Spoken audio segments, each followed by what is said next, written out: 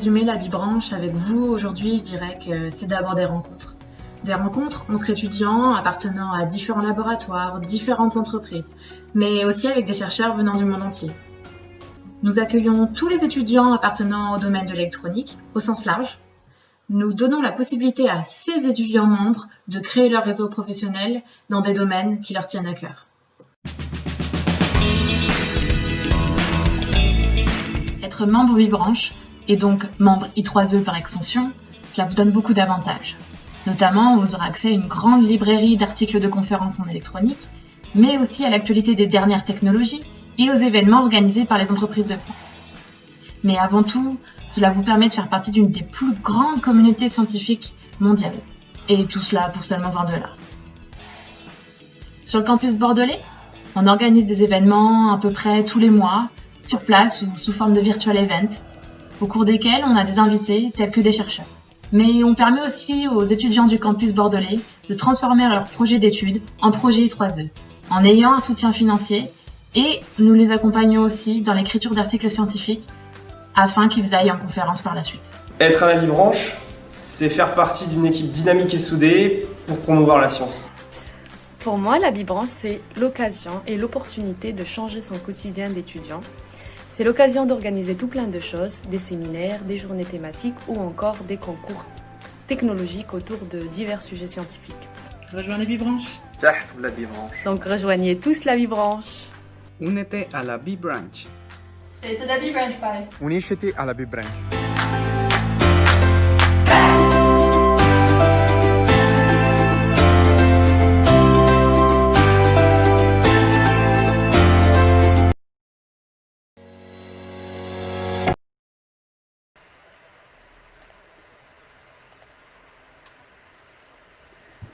Greetings everyone and welcome to a new virtual talk of the series given by the B branch, the official student branch of the IEEE in Bordeaux. My name is Denis Flores, member of the B branch, where B stands for Bordeaux Electrical Engineer. And this day we have the pleasure here to welcome here Thibault Pirson, who works for the Circuits and System Group of the UC Louvain in Belgium. But before proceeding to today's talk, I would like to talk to you about the next events that we are going to be held here.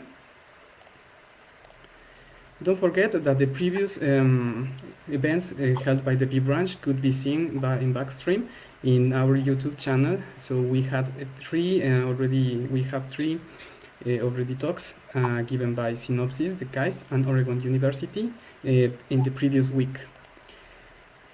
During this week, we are going to have the presentation of Thibault Pirson, which is going to be held today.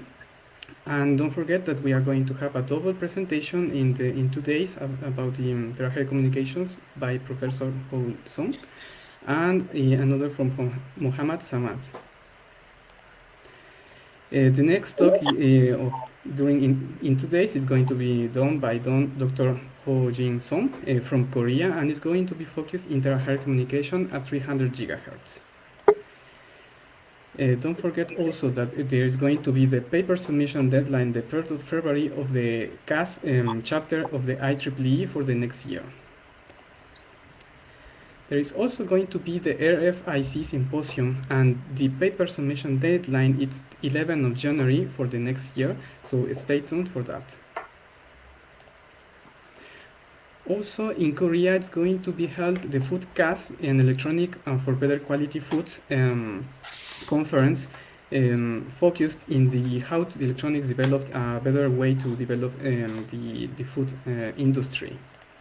And finally, don't forget that there is going to be the seasonal school of the in Bordeaux here in the next year in the month of May and June, and it's going to be held virtually.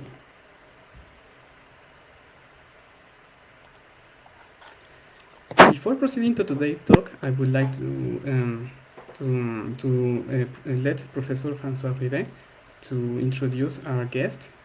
So. Yes, it's a pleasure to welcome Thibault Pirson, but it's not my duty to introduce our guest. I will introduce Nathalie Deltin, who will introduce our guest as she is responsible for class activities in France. Okay, thank you very much, François. So I'm very pleased to welcome again Thibault. in the B-branch activities.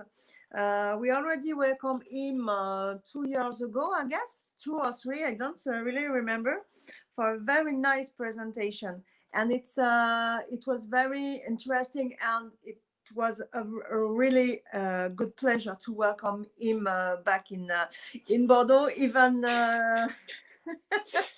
not possible this time. Less fun than the previous time, but that's true. So it's very interesting because your presentation, your talk is really in phase with our preoccupations and about what's in our smartphone and the usage we did with the different applications we have and the impact that it engender on the earth we are living in. So welcome again, and the floor is yours for the talk. Thank you, Thibault. Thanks a lot, Nathalie. Thank you, Dennis, also. Thank you, dear. Before proceeding to the talk, I would like to introduce better Thibault Pirson with a short biography. Mm-hmm. So Thibault Pirson is a PhD researcher in the Electronic Circuits and System team in the UC Louvain in Belgium since 2019. He works in the life cycle thinking for electronics, as well as questions related to the socio-ecological impact of the ICT, concerned by rapid increase of electronic devices in our society through the Internet of Things. So his talk is going to be focused more in this. Without any other thing, the floor is yours, Thibault. Thanks a lot, Denis. Can you hear me well? Yes, we can hear you. Okay. Oh, good. So, hello, everyone. First of all, thanks a lot for joining this presentation, which is entitled Towards a Bottom-Up Life Cycle Approach for IoT Edge Devices. And many thanks to the IEEE branch of Bordeaux for the invitation and for organizing these recurrent webinars with a lot of interesting topics. So as Denis just said, I'm a PhD researcher at UC Louvain in Belgium, and I started last year to focus on the wide topic of socio-environmental impacts of ICT. And so this work really focus on quantifying IoT devices environmental impacts with consideration for the massive deployment that is expected for the upcoming years. But before getting into that, let's put just a little bit of context. So I hope slides are changing okay. And so almost everyone here is aware of the current environmental challenges and emergency that we are facing today. The global warming issue due to the increasing greenhouse gases emissions set a short-term deadline to find effective solutions, as represented in this figure from the IPCC report. And a few days ago, the Paris Agreement celebrated its 5 years with some criticism about the changes that occurred over that time. But if we go to the next slide, we can see in this figure something much more meaningful in terms of practical objectives, I would say, because it really highlights clearly the need for rapid decrease of global net CO2 emissions. And this is really a big challenge, which calls every field for strong commitment towards less environmental impacting solutions. For this reason, we will focus on information and communication technologies, also called ICTs, as it is our activity field. This can take several forms, such as transmitting information, storing it, and also processing it for different applications. If we have now a look at the ICT ecological footprint, it reveals two main conclusions. The first one is really that there is a general consensus on the order of magnitude regarding electrical consumption and greenhouse gases emissions, which represent about 3.5 to 4% of total annual emissions. So this is really clear that ICT is not the main responsible for CO2 emission today. This is clear, and the consensus is okay for the order of magnitude. However, the trend over time is not clear. Is it increasing? Is it decreasing? How fast? The only thing we know for sure is that it came from almost zero greenhouse gases emission at the middle of the 19th century or 20th century, but current trend is really hard to acknowledge. Furthermore, we could argue that ICT allows for savings in other fields, and this is really well captured in the LES framework by Professor Lorenz Hilty from Zurich University. He really highlights the fact that ICT is a part of the problem and also a part of the solution. And the important point in regards of the environmental challenges is really to make sure that in practice, the balance is tilted on the good side. The issue here is that on one hand we have famous reports such as Smart 2020 that state that the positive enabling impacts of ICT could be up to 7 to 10 times bigger than its burden, thanks to optimization processes, better monitoring, substitution, and so on. And on the other hand, other studies state that these positive enabling impacts do not realize in practice because assumptions made behind these predictions are really far from what happens in reality, what's happening in reality. But one thing is really clear, though. It's that more and more electronics is introduced in our society, as it can be seen in these figures from IC Inside. The semiconductor content is increasing in our everyday devices, and more devices are sold. So this is a fact. And similar trends are also acknowledged by Cisco. And the Internet of Things, also called IoT, is a main contributor for this important increase. Indeed, connecting everything, every time and everywhere will add electronics to devices that were already connected and already equipped. But this will also transform common devices to connected devices by introducing electronics inside. And so the main objective of this talk is to evaluate the global warming potential impacts of the IoT massive deployment due to the production of the IoT edge devices. So please really note that we will really focus on quantifying the impacts due to the production of these devices. So the use phase, networks, and data center won't be considered here. Not because it's not important, just because the focus of the talk is really on the production impacts. A lot of paper and reports are really focusing on positive enabling impacts of IoT as well as economic interest for this market.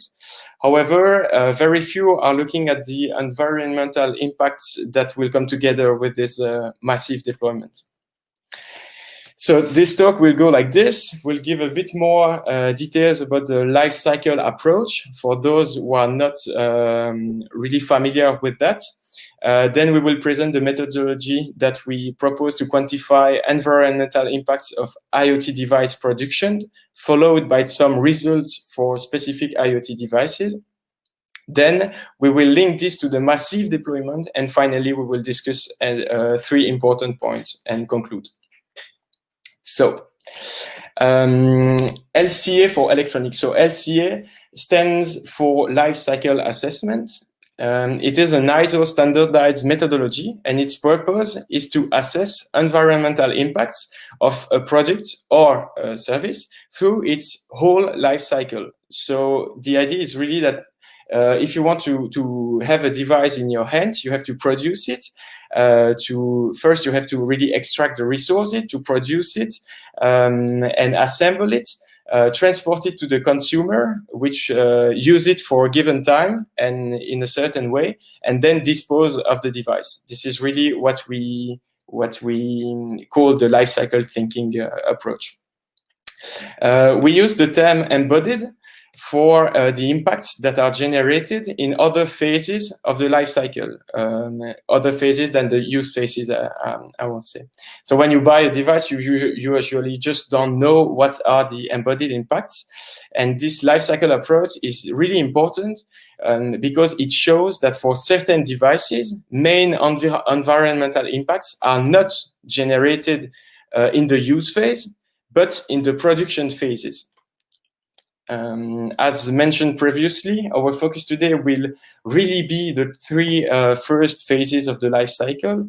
And I just told you a few seconds before that for some devices, these first phases were really responsible for the main part of environmental impacts. And this is the case for smartphones. So it is a really well-known example that you may have heard of. About 80% of environmental impacts are due to the production phase, as depicted in these figures from qu'on 2016. So it's extracted from a really nice paper, and it only focuses on the global warming potential indicator. We have a lot of LCA studies on smartphones, and this gives us a pretty good understanding of their life cycle impacts. So that's also why I take the example now, because a lot of you may have heard of this 80%. And so as an order of magnitude to keep in mind, this usually lies between 50 to 100 kilograms CO2 equivalent for smartphones over its lifetime. We can also see that ICs are really responsible for a significant share of that CO2 emissions. Regarding the LES framework that I've just introduced a bit earlier, LCA is only useful for direct environmental impacts quantification. So it is really vain for quantifying other effects such as rebound effect, but we will talk about it at the end of the presentation. Yet LCA is a tool that can really help engineers to account for environmental impacts of technologies. And since the beginning of this talk, we've been talking about environmental impacts, and we've been talking only about greenhouse gases emissions. There are many other impacts that should be considered, and LCA can handle that. It's a multi-indicator assessment tool. To simplify, we are only talking about global warming potential and climate change today, so kilogram CO2 equivalents, but other indicators are of interest, especially for electronics, such as water use, primary energy demand, ecotoxicity, resource depletion, among others. But still, just I really want to stress that point that global warming is not the only point to consider. And if we take a quick look to the lessons learned, if I could say, from LCA for electronics, an important point is really to know that ICs and PCB generate a significant part of environmental impacts. So this is the case for different devices, and really when you look at the environmental impacts, ICs and PCBs are usually really responsible for an important part.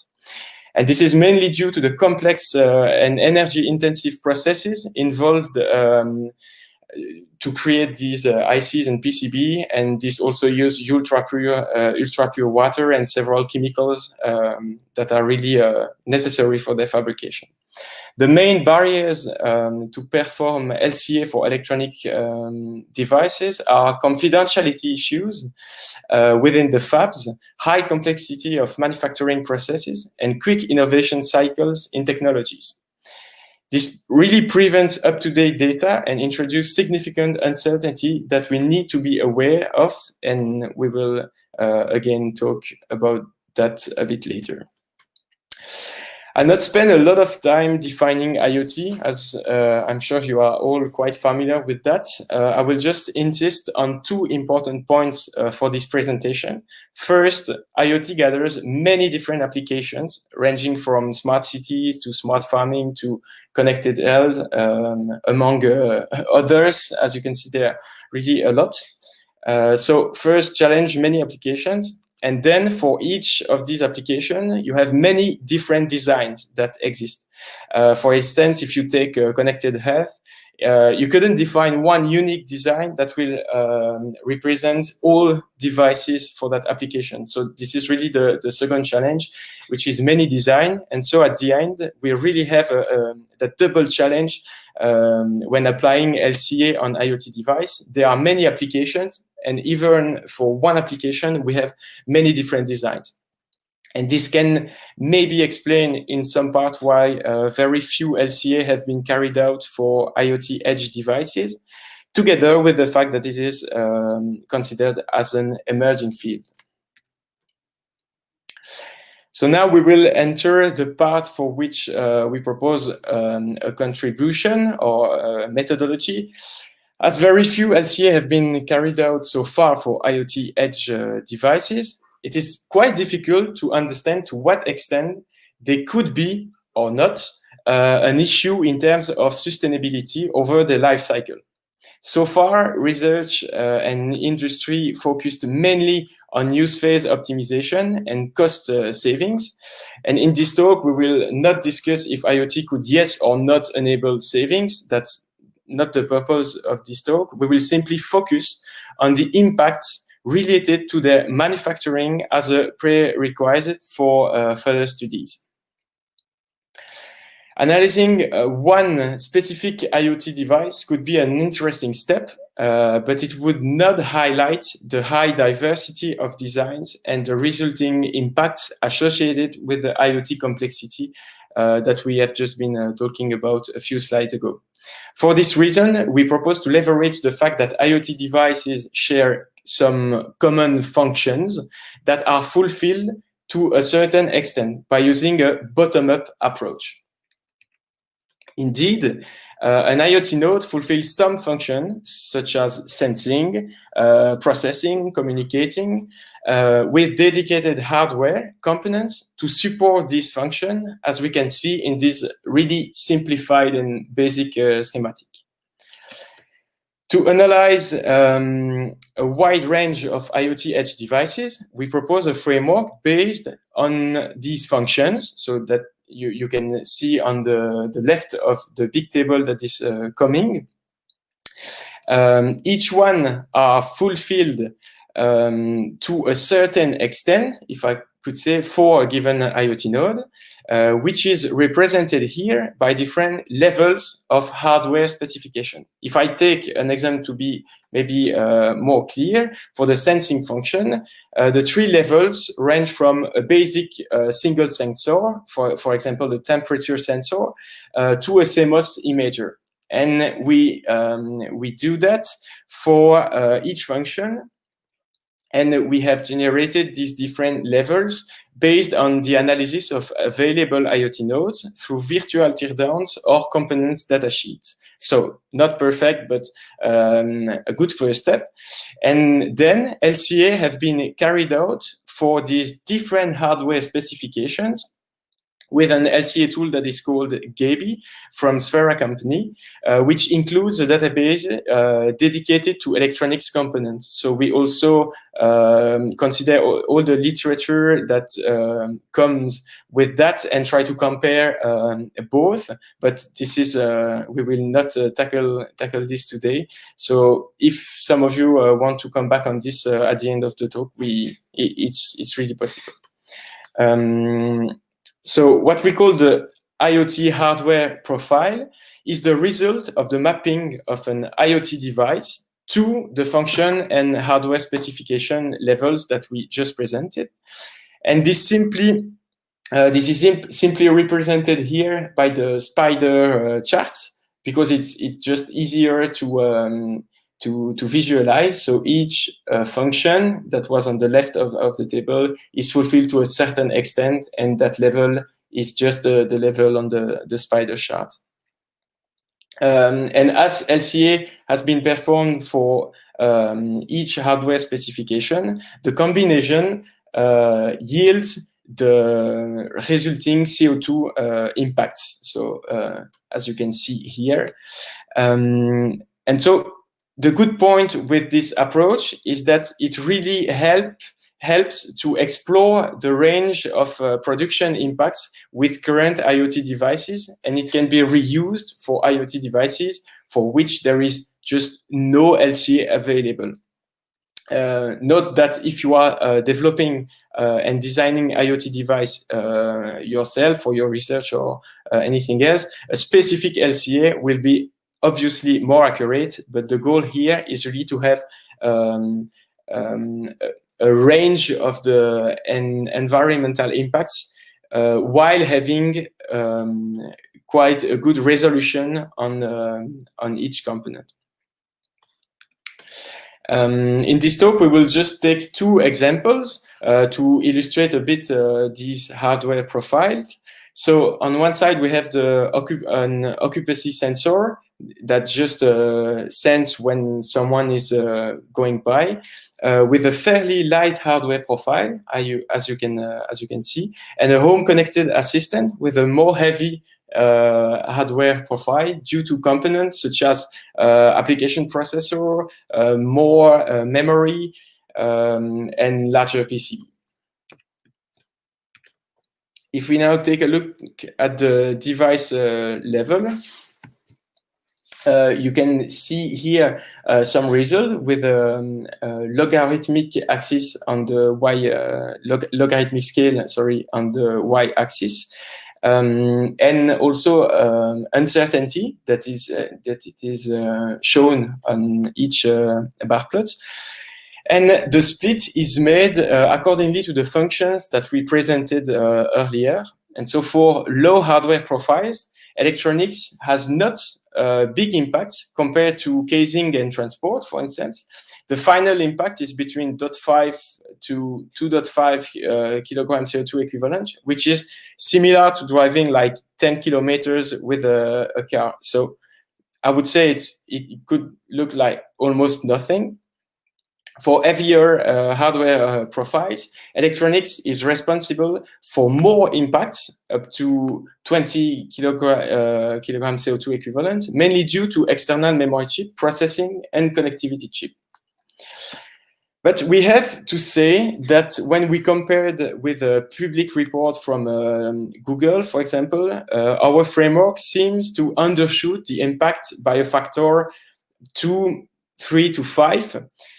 So there is still some work to do. Obviously, this is not the end of the story, but it's really difficult to find some report to compare to, or to have, I would say, a comparison or in the identification to see from where it is errors are coming. But still, so yeah, still some work to do. Something that is quite difficult also with LCA is that you don't have the ground truth. It's just not no, on the contrary to use phase modeling, for instance, where you can compare your model to measurements in order to validate it. This does not happen like this in LCA, as we don't have the direct quantification of the impacts that can be done. Just to remind you, so I gave you a range for the smartphones, and so here we are below this 50 to 100 kilograms, but still, as the framework is undershooting, this is not the end of the story, I would say. This slides was really intended to discuss the environmental impacts over other indicators, because we said that GWP is not the only one to consider. We will not spend a lot of time here. Just notice that the GWP is the first line and that you have other indicators that you can consider. And for instance, if you take a PCB, for example, you can see that for the GWP, it has not that much of impact, like 20% here. But if you go through other indicators, you see that the impact is not negligible. So this is really the interesting point with LCA is the multi-indicator monitoring, I would say, or multi-indicator view, which is quite important. As the focus of this talk is to evaluate the GWP impacts of the IoT massive deployment due to the production of the IoT edge devices, we want to propose a projection at the macro level based on the hardware profiles framework that we presented. And we know that by nature, this step is really uncertain and speculative, as IoT is an emerging field, but also because there are many parameters that we just don't know. But still, we will propose that projection to have maybe the sensitivity to some parameters or factors. Two really important questions. First is the trend. So you can see that there are a lot of different trends saying like, okay, the number of IoT devices will explode like this or like this. It is just really hard to predict. And so here we just consider the two different trends that are usually used in IoT papers.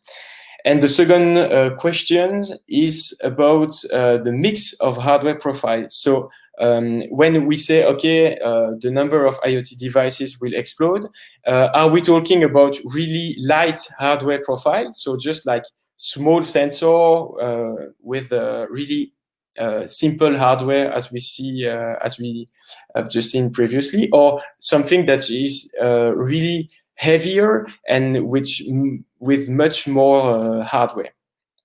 And so here we derived 4 simple scenarios in order to cope with this uncertainty, because we just don't really know about it. And so we assume a different mix in each scenario, a different mix between light and heavy profiles. And so the light profile is computed by taking the lower bound of our framework, and the heavy profile is taken as the higher bound of our framework hardware framework profile. And so what we can see, so if we just basically modify the share, which is really a basic assumption, but what we see is that if the deployment is focusing on lighter profiles, this is really, really unlikely that the IoT production impacts will cause a strong burden in terms of greenhouse gases emission. However, if IoT deployment tend to integrate many heavier nodes and heavy hardware profiles, the impacts of production could become really significant and go up to 900 megatons CO2 equivalent. It does not mean anything like the absolute value, but the point is really to understand that if the share is shifting towards heavier hardware profiles, this can really become a problem.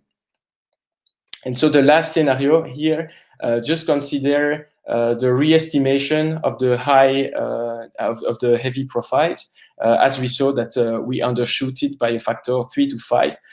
We just re-evaluated the scenario 1 to scenario 4 by taking this into account, and we see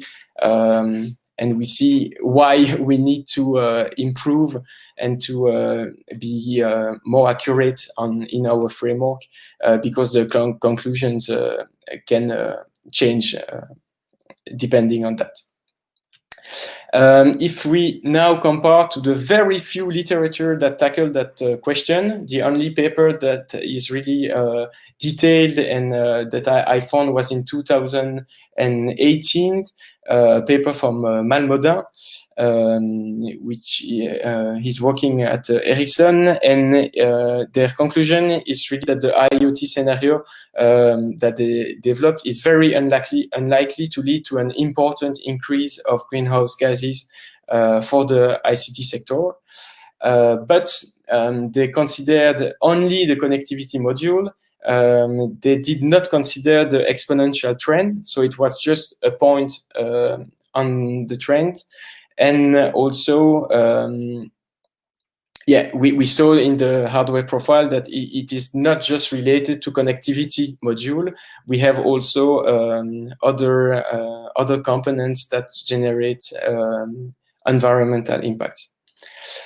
Let's now briefly discuss 3 points that we really think are worth discussing in this presentation. So the first one is about edge computing. So this is a rising trend that motivates processing at the edge to avoid transferring non-useful data, as we know that it is a really energy-intensive part. And even if this could be of interest to reduce use phase energy consumption, this could also lead at the same time to an increase of IoT node embodied impacts, as we have to put more hardware on the node. So, for example, more memory or more processing capabilities. And so that's why performing LCA during such designs should be considered to make sure environmental impacts are not just transferred from one phase to another. And this really underlines an important goal of LCA. It's to compare designs to ensure that the optimization that has been done at one level is not just the result of a transfer, but really a global optimization and global optimization at the end. Then we did not tackle end-of-life considerations, even if it's critical for IoT sustainability questions. Increasing the number of IoT devices with unknown effective lifetime, with a linear mindset, which is really make, use, and then dispose for electronics, would eventually contribute to a rapid increase of e-waste. And if we have a look at the pie chart here on the right, we see that small IT and small equipment make up almost 50% of the total e-waste for the year 2016, but the share is quite stable. Also, something that is important to underline is that around 80% of e-waste are not documented nor properly handled. And so this really raises serious concerns regarding sustainability of electronics. So that's really why we mentioned it, even if it was not deeply considered in this presentation. We are convinced that this point is really critical. And finally, we want to underline that final impacts of technology are really not straightforward to quantify. So it's maybe just a link to the report that says, okay, we will save that much compared to the cost of deploying ICT. In this work, this is true that we are really stuck at the first level, so the direct impacts, and we highlighted already some challenges for that quantification. But the final impacts depend also on higher order effects, such as induction, obsolescence, substitution, and rebound effects. And rebound effects, for those who have never heard of before, it's also called Jevons paradox, and it describes the fact that technological efficiency gain do not directly lead to resource or energy savings. It could be counterintuitive, but it has really been observed at the end of the 19th century when Jevons highlighted that despite energy efficiency improvement for steam machines, the absolute consumption of primary resource and energy had increased. So rebound effects are really, really difficult to quantify. And we don't like that as engineers, because we like when we can quantify exactly what is happening. But what we know about rebound effect is really the factors that ease their development, and they are quite well identified, such as like policies and designs focusing only on energy efficiency, overlooking of the user behavior regarding the effective use of the devices, time savings motivations, user with high incomes, access to high quality energy such as electricity, high interconnectivity and multiplication of the channels. So several of these factors are strong motivations for IoT massive deployment, and this could really makes it a fertile ground for rebound effects to happen, which obviously raise important concerns about IoT and sustainability in that point. So let's conclude now. First main point is that regarding the production only, massive deployment of IoT will add its contribution to the ICT CO2 equivalent emission. But this contribution, even if it could go up to 900 megaton CO2 equivalent in 2025, which is significant, that's true. This is not skyrocketing ICT current impact.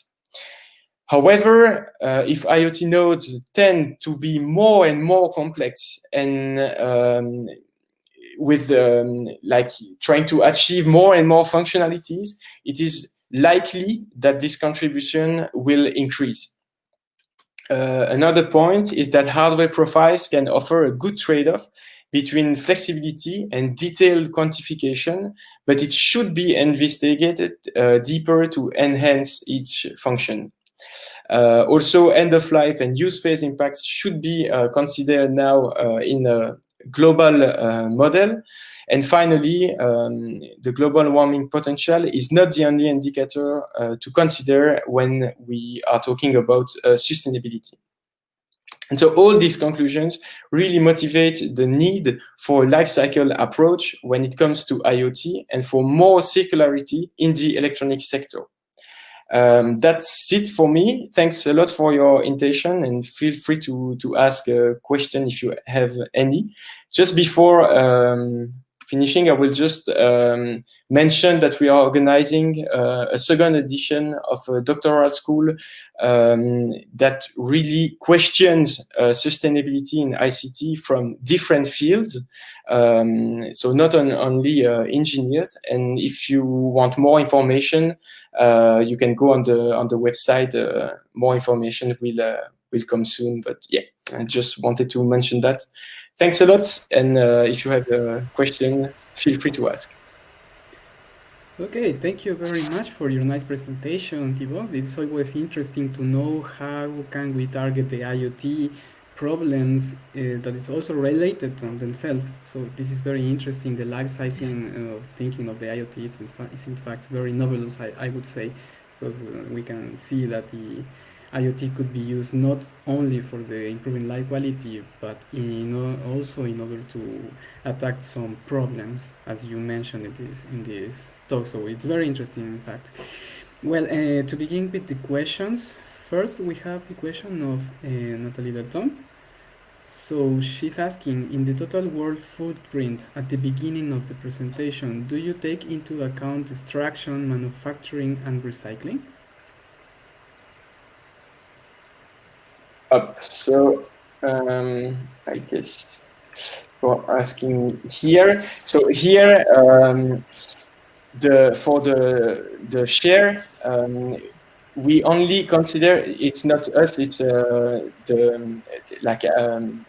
papers and state of the art. It's the annual operational electrical energy, and for the total GHG emissions. There is, in fact, the manufacturing of terminals and like the data center and so on that is included in that. So yes, it also includes the manufacturing, if it was your question. if I understood it well. It was, I don't know if you hear me. Yeah. But it was, if it was taken into account the energy necessary to extract, to manufacture, and all the. So as you can see, there are different sources. But for example, in Ericsson, this is included. Yes, it always depends on the scope that you put. Sometimes you can cut before or after, but yes, it is included. It is not only the use phase that is considered. Yeah. It's really, I would say, over the life cycle. Okay, thanks. Okay, thank you. I cannot see another questions in the chat. I have a question. Maybe this is a dumb question. In a very general context of the fabrication processes in electronic environment, let's say in the PCBs, photolithographic processes, packaging, assembling, does this process have taken into consideration this IoT life cycle way of thinking? And do you know if maybe this process nowadays already the most eco-friendly that they could be, or there is a lot of things also to consider? I don't know if this is... Just to make sure I understood your question, is the question that are these processes taken into account in the life cycle approach, or exactly? Okay. Yes. Mm-hmm. So basically, when to obtain this,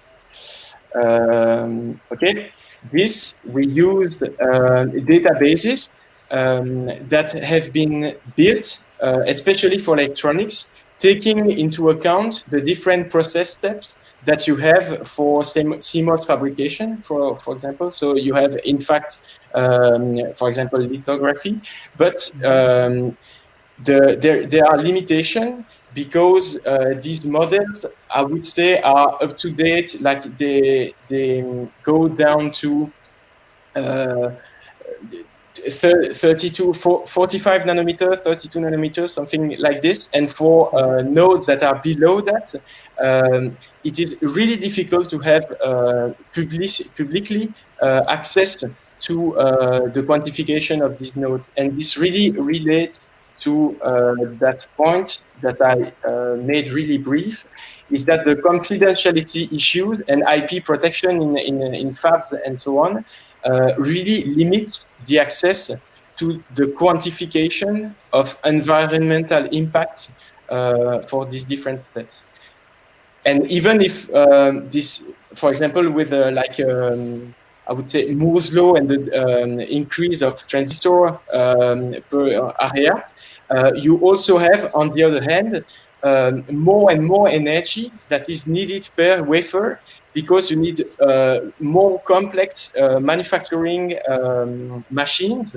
And for example, you were talking about lithography, but now for advanced nodes, we're switching to extreme UV lithography, which is much more energy demanding. So it's also going, it evolves quite fast. And the issue with LCA databases is that we don't have a good match between these and the environmental impacts that are associated.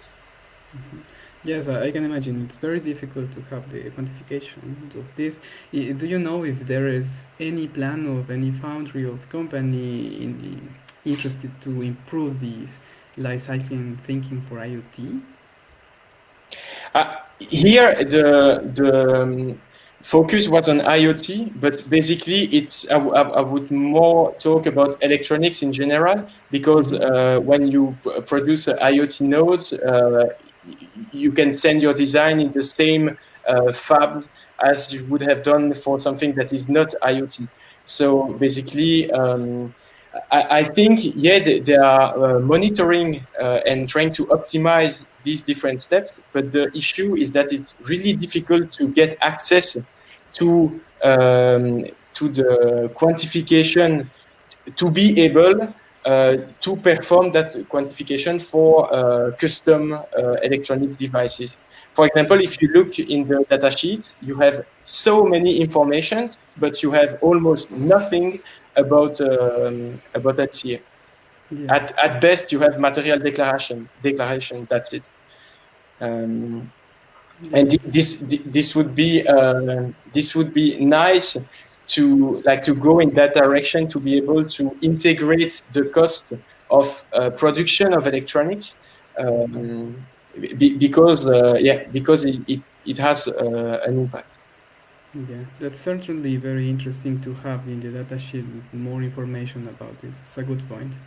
Okay, thank you from my part. We have two questions from Romain Dumont in the chat. So the first is, many thanks for your talk. In the slide 46, you presented that 80% of the e-waste are undocumented. That means the amount of e-waste presented in the chart, it's way bigger, or it's taken into account. So here it should be like accounting for this 80%. So you could say, okay, it's weird. How can you say that it's 80% or so? It's in fact difficult, but most of the time these e-waste are not documented because they are not handled. Here, for example, they are just shipped to other countries, and we just lose track of that. So, to answer the question, it is integrated in that number. Okay, thank you. The next question is, and as it is undocumented, how do you estimate these numbers of undocumented e-waste? Well, yeah, exactly. So it's linked to that question, and it's not I would say it's not an estimation that I made. It's from a report which is the e-waste monitor, and other reports have the same order of magnitude. I could say that a way to monitor that is that it could be possible that it is a part of the answer. When you buy electronic devices, you have usually to pay a really small fee for like recycling or things like this. And by the way, this is hilarious how small it is, and this doesn't make sense, but this is another question. And maybe that can be used to establish a share between what has been sold and what is collected after. But for more details, I should dig deeper. Yeah. In fact, do you have any forecasted new take of information about this e-waste? In this report, they are saying that it's going up, like the trend is upwards, but like no famous, I would say, projection also. But something that is quite interesting is to see the share per habitant, so the kilogram per habitant per person, which is obviously way higher in our countries compared to developing countries. But the funny fact, if I could say, is that the e-waste are sent to these countries. So a major part of these e-waste are sent to these countries. So that's where it is important to consider that, because for IoT, that could be like spreading a lot of nodes that are quite cheap at the beginning, but there is really a question, will you come back and take back the nodes and recycle them? How are you going to deal with the end of life of all these devices if it's not built together with the recyclers and people who will take care for this end of life? Okay, thank you very much. Yes, indeed, it's very novelous. It's very interesting to have these metrics at the end of the day concerning the life cycle of the IoT. I think it's very important, and it's very worth to deal with this research. Congratulations, thank you very much. Okay. Thanks a lot. Okay, well, thanks again, Thibault, for your nice presentation and for your time to give us your talk. That was the end of the questions, for what I saw. So we hope to have you here in the next year in presential. Let's hope that. Me too. Yeah, well, before ending this talk, I would like to remind you, everyone, that we are going to be in today's another presentation from Dr. Song from Posttech in Korea. And it's going to be focused in terahertz communications at 300 gigahertz. So stay tuned. I hope that all of you enjoyed this talk, and we will see you in the next one. Thanks again, and take care, everyone. Bye. Thank you.